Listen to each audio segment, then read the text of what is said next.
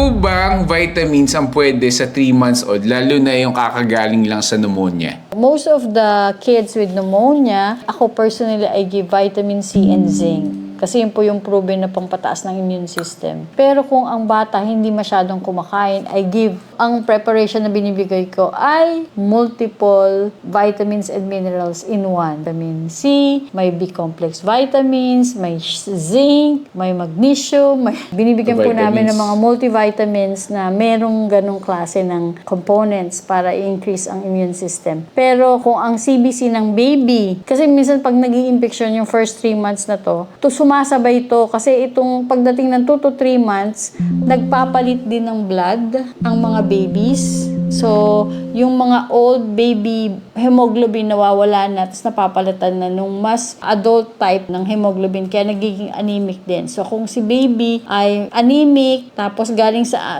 pneumonia, at wala ng ubo, ay add mga iron supplement. So, lahat po yan pwedeng ibigay. Siguro ask your pediatrician. Ang ginagawa ko lang, in alternate days ko, hindi ko pinagsasabay. Iron supplement Monday, Wednesday, Friday, and then Tuesday, Thursday, Saturday, Sunday, I give the multivitamins with B-complex, with zinc and vitamin C.